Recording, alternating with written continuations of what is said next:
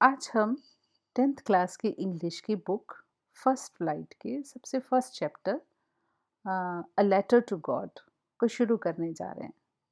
ये एक बड़ी फेमस स्टोरी है जो कि एक बहुत ही फेमस स्टोरी राइटर हैं मेक्सिको के जीएल फुएंटेस, उन्होंने लिखी है। और ये कहानी बहुत ही इंटरेस्टिंग है और अच्छी बात है कि हम इस कहानी से शुरुआत कर रहे हैं। तो इससे पहले कि हम कहानी पढ़ें, हम ये जो सेक्शन है बिफोर यू रीड, इसको डिस्कस करते हैं। इसमें क्या लिखा है?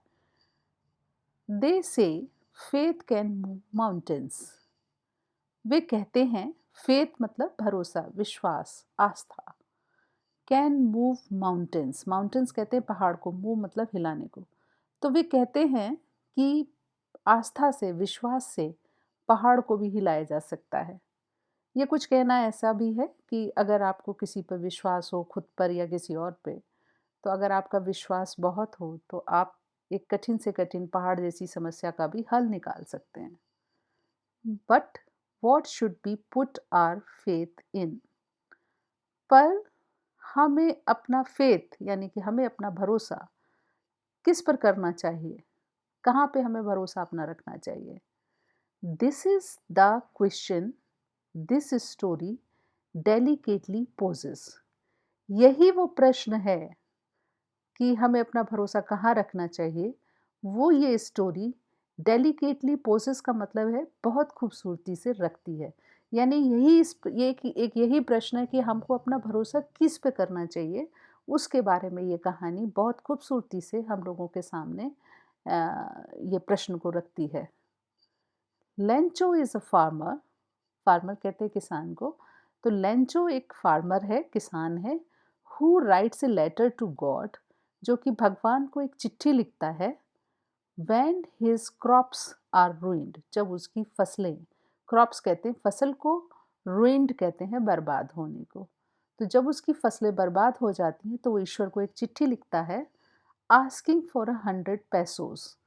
वो 100 पैसों के लिए ईश्वर को चिट्ठी लिखता है। तो जैसे हम लोग अपनी मुद्रा को पैसे कहते हैं, रुपया कहते हैं, वैसे ही जिस देश की ये बात हो रही है, वहाँ पे मुद्रा को पेसोस कहा जाता है। Does Lencho's letter reach God, क्या लेंचो की चिट्ठी, रीच मतलब पहुँचना, ईश्वर तक पहुँची? Does God send him the money, क्या ईश्वर ने उसको पैसा भेजा?